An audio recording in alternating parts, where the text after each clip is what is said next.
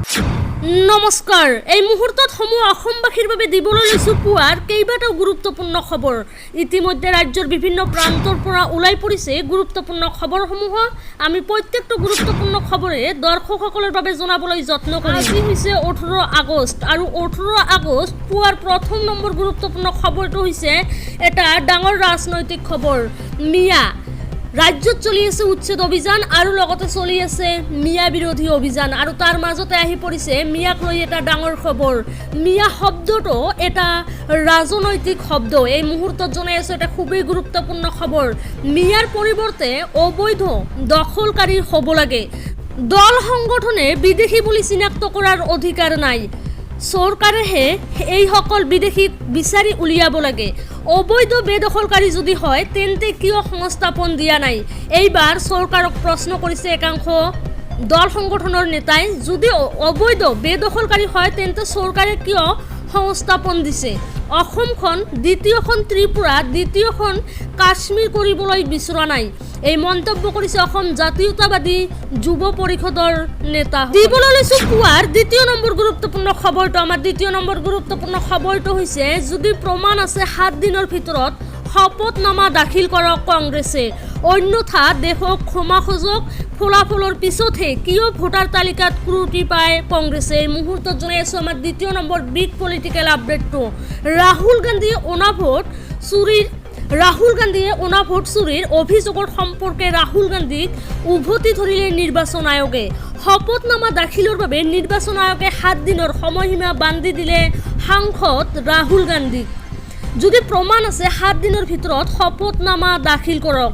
যদি শপতনামা নিদিয়ে দেশক ক্ষমা খোজক ৰাহুল গান্ধীয়ে। শপতনামা নিদিলে সকলো অভিযোগ আপোনা আপুনি হৈ খাৰিজ হৈ যাব।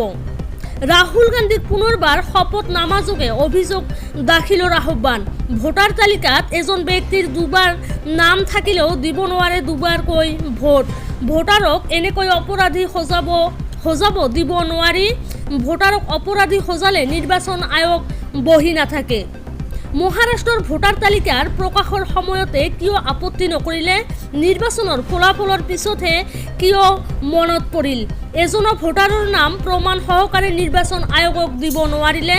নিৰ্বাচন হোৱাৰ 8 মাহৰ পিছতো তেওঁলোকে প্ৰমাণ দিব নোৱাৰিলে। এইবাৰ নিৰ্বাচনী আয়োগে ৰাহুল গান্ধীক উভতি ধৰি প্ৰশ্ন কৰিছে যে নিৰ্বাচন হোৱাৰ 8 মাহৰ পিছতো তেওঁলোকে একো প্ৰমাণ দিব নোৱাৰিলে। কিবা এটা 20 বাৰ ক'লেও সঁচাটো মিছা হৈ নাযায়। ভোট চুৰি সন্দৰ্ভত নিৰ্বাচন আয়োগৰ সংবাদমেল।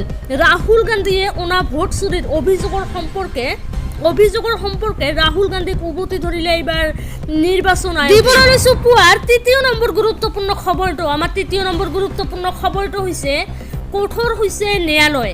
বিপদ নিশ্চিত ৰাজ্যৰ বহু সাংসদৰ লগতে বিধায়কৰ। আদালতত গোচৰ থকা ৰাজ্যৰ সাংসদ বিধায়কৰ বিপদ নিশ্চিত। এই মুহূৰ্তত জনাই আছো এটা খুবেই গুৰুত্বপূৰ্ণ খবৰ। সাংসদ বিধায়কৰ বিৰুদ্ধে থকা গোচৰ নিষ্পত্তিৰ নিৰ্দেশনা ন্যায়ালয়ৰ।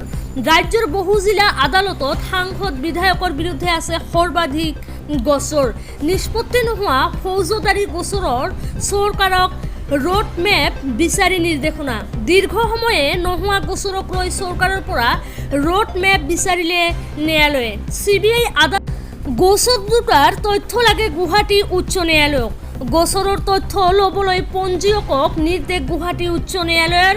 বহু সাংসদ বিধায়ক প্ৰাক্তন সাংসদ বিধায়কৰ বিৰুদ্ধেও আছে গোচৰ।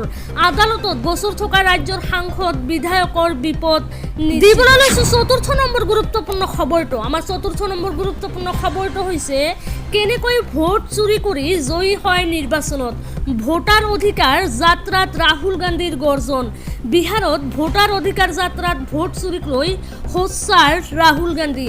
ভোট চুৰি কৰি নিৰ্বাচনত জয়ী হয় বিজেপি চৰকাৰ।